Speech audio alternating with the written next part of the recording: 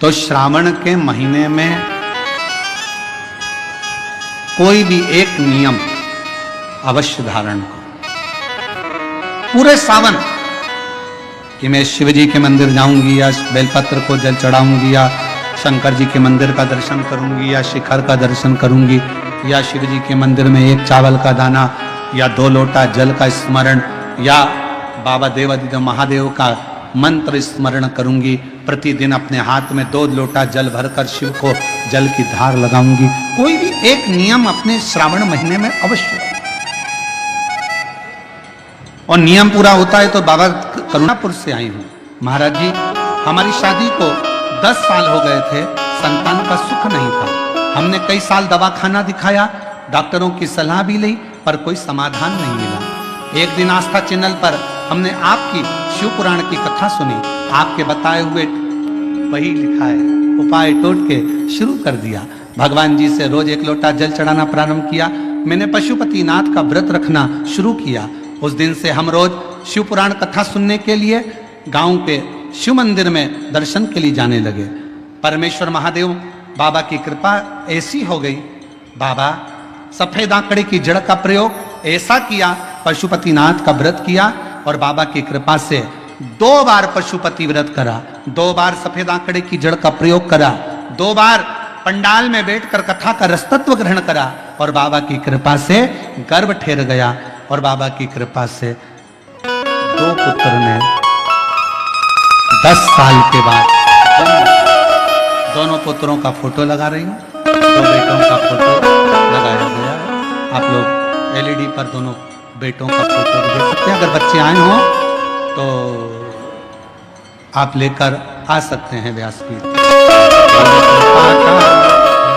भरोसा कब किस पर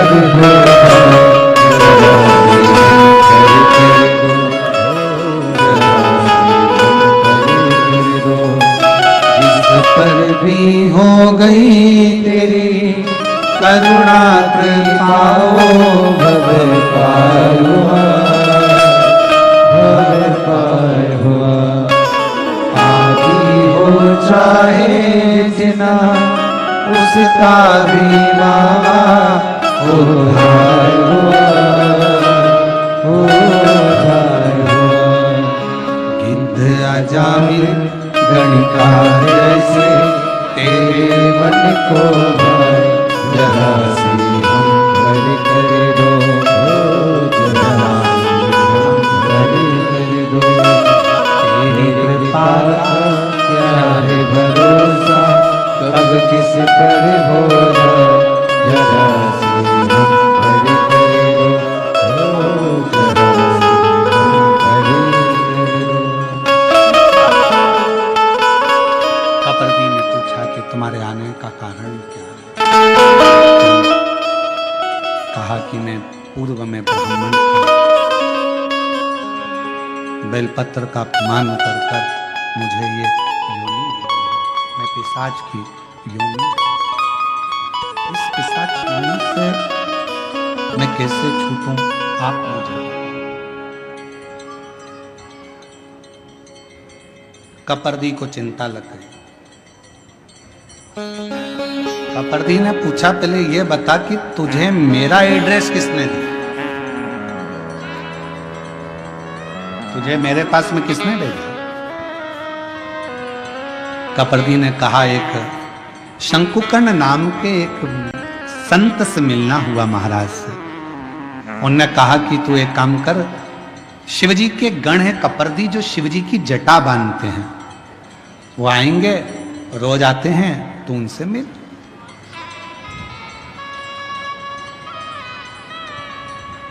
और बहुत ध्यान देना महाराज, शंकर भगवान से मिलाने वाला कोई शंकर का भक्त ही होता है। शिव का भक्त पहले शिव के भक्त के पास भेजेगा, फिर वो भक्त फिर शिव के पास तक भेजेगा।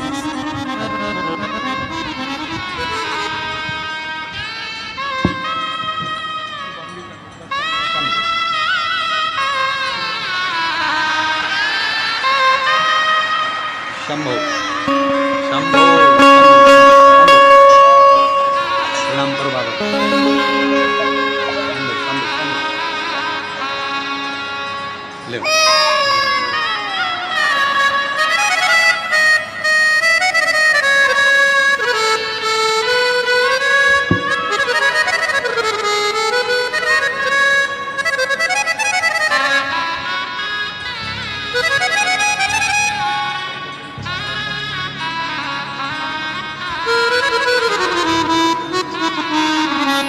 जिस पर भी हो गई तेरी कृपा करुणा भवे पार हुआ, भवे पार हुआ।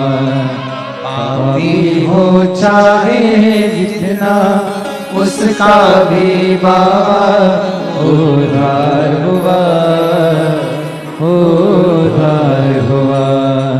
कपर्दी ने कहा कि मेरे पास में भेजा किसने? तुझे मेरे पास भेजने वाला है कौन?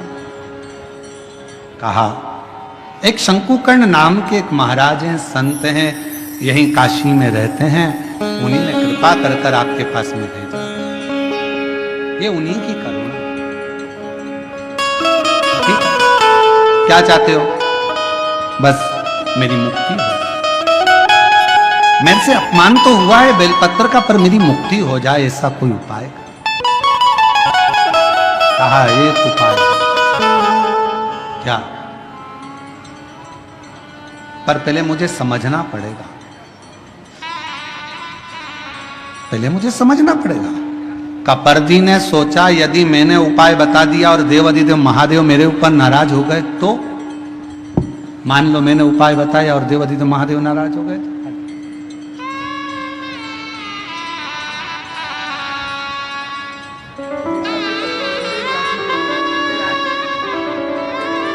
इन्हीं की आंखें दोनों चली गई थी और बाबा की कृपा से दोनों आंखें वापिस आई। शिव कृपा।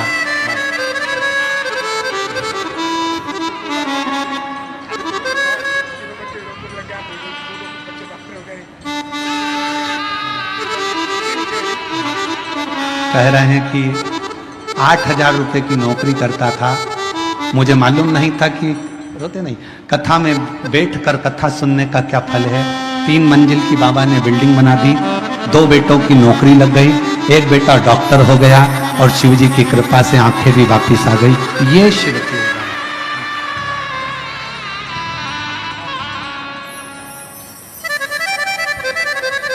तेरी कृपा का है भरोसा, कब किसी पर होगा, जरा सी हम हरि करे दो, कपर्दी ने विचार करा कि अगर मैं बोल दूंगा तो हो सकता है शिव जी नाराज हो जाए। कपर्दी चले गया, इसको कुछ जवाब नहीं दिया। दूसरे दिन कपर्दी फिर आए और कपर्दी गण आकर जब भ्रमण कर रहे थे, इस पिशाच ने फिर देखकर प्रणाम किया, बाबा कुछ कृपा, कुछ करुणा। कपर्दी ने कहा एक काम करो,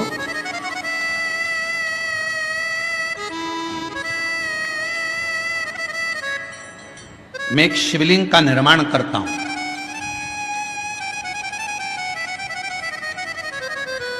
जिस स्थान पर बैठकर शंकुकर्ण गंगा नहाकर आकर बैठता है और जप करता है, उसी स्थान पर मैं शिवलिंग का निर्माण करता हूं।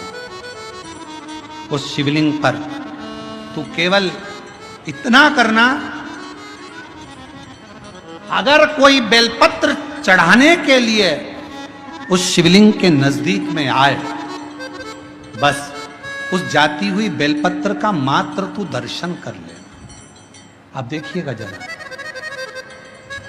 केवल बेलपत्र चढ़ने के लिए जो जा रही है उसका मात्र दर्शन कर लेना, क्योंकि तू तो पिशाच है। तू मंदिर में नहीं जा सकेगा, प्रणाम नहीं कर सकेगा, चढ़ा नहीं सकेगा, पूजन कर नहीं सकेगा, आराधना कर नहीं सकेगा, क्योंकि पिशाच की योनि में। जहां से बेलपत्र चढ़ने के लिए जा रही है उस बेलपत्र का मात्र तू दर्शन कर ले। ठीक है? पिशाच उस बेलपत्र का दर्शन कर रहा था। कपर्दी ने जिस शिवलिंग का निर्माण किया था, उस शिवलिंग के पास में बेलपत्र चढ़ाने के लिए शंकुकर्ण जा रहे थे और दर्शन बेलपत्र का हो रहा था। तभी जल का एक पात्र सामने से लेकर जाते जाते गिर गया। वह पात्र बेलपत्री का संग कर लिया और वहीं उस कपर्दी के बनाए हुए शिवलिंग में से स्वयं देवाधिदेव महादेव मेरे शंकर वो घड़दानी प्रकट हो गए। कपर्दी, आज तक तूने मेरी जटा का श्रृंगार करा है, पर आज मेरे शिवलिंग का तूने श्रृंगार करा है। कपर्दी क्या चाहता है? कपर्दी ने कहा, प्रभु मैंने अपने लिए कभी तप साधना नहीं करी, एक पिशाच है, उस पिशाच की मुक्ति के लिए कोई यत्न कर। शिव जी ने गंगा जी का आह्वान करा। गंगा, जिस स्थान पर पानी का पात्र गिरा है वहीं पर एक कुंड प्रकट हो जाए। गंगा उस कुंड से प्रकट हो गई। शिव जी ने कहा कि कहो कपर्दी इस पिशाच से इस कुंड में स्नान करे। कपर्दी के कहने पर पिशाच ने कुंड का स्नान करा। सुंदर कानों में कुंडल आ गए, गले में रुद्राक्ष की माला आ गई। पिशाच की योनि से छूटकर देव योनि को प्राप्त होकर शिव के नंदी के साथ में कैलाश धाम चले।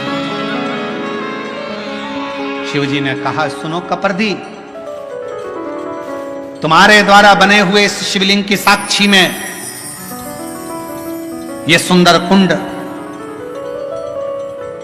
जिसको स्कंद पुराण के अंदर काशी खंड में विमलोदक कुंड कहा गया है और संसार की भाषा में इसको पिशाच मोचन कुंड कहा गया है। इस कुंड का निर्माण मैंने करा है। ये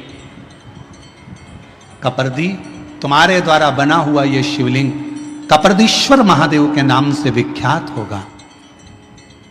जिसके जीवन में अगर थोड़ा सा भी कोई पाप जिंदगी में अगर किया होगा, कोई पाप कर्म में अगर ग्रसित होगा, उसके घर के, परिवार के, कुल के, गांव के अंतर्गत कोई पिशाच योनि में पड़ा होगा, अगर कपर्दीश्वर महादेव का काशी में आकर दर्शन कर लेगा और पिशाच मोचन कुंड का मात्र स्नान और दर्शन कर लेगा, उसके 71 पीढ़ी और उसके गांव में भी अगर कोई पिशाच योनि में होगा तो वो मुक्त हो जाए। बोल कपर्दीश्वर महादेव की जय। पिशाच मोचन कुंड, जिसको स्कंद पुराण के काशी खंड में भगवान शिव का विमलोदक कुंड कहा।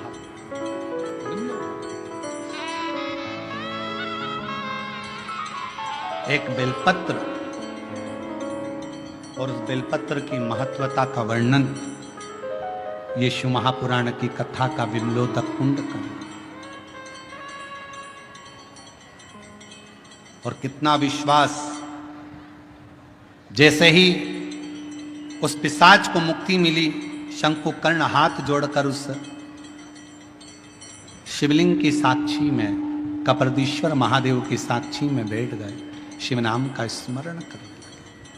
श्री शिवाय नमस्तुभ्यं, श्री शिवाय नमस्तुभ्यं, श्री शिवाय नमस्तुभ्यं, श्री शिवाय नमस्तुभ्यं, श्री शिवाय नमस्तुभ्यं, श्री शिवाय नमस्तुभ्यं। भगवान कपर्दीश्वर ने स्वयं उस पिशाच योनि से छूटे हुए उस ब्राह्मण से कहा कि तुम पिशाच योनि से तो छूट गए हो, पर इतना याद रखो, आप जिसकी आराधना करते हो उस पर विश्वास पूर्ण होना चाहिए। पूजन करने के लिए अगर कोई यजमान बैठा है, गणेश जी की पूजन कर रहा है, देवी की पूजन कर रहा है, आराधना कर रहा है, कोई संकल्प लेकर बैठा है, कोई तप साधना कर रहा है, यजमान कोई अनुष्ठान कर रहा है, यजमान का जितना भाव, यजमान का जितना विश्वास भगवान के प्रति हो, जिस देवता की पूजन हो रही है उस देवता के प्रति हो, उससे 4 गुना ज्यादा विश्वास पूजन कराने वाले ब्राह्मण का भगवान के प्रति होना चाहिए कि मैं जिसकी पूजन करा रहा हूं वो देवाधिदेव महादेव, वो भगवान श्री गणेश, वो भगवान देवाधिदेव महादेव, भगवान श्री गणेश, मां अंबा, जगदम्बा, पंचलोकपाल, 16 मातृका, 9 ग्रह, ये सारे जो मंडल बने हैं, ये ग्रह बने हैं, मेरा विश्वास कहता है कि ये मेरे देवता इस जजमान का कल्याण जरूर करेंगे। तो विश्वास जागृत हो, विश्वास,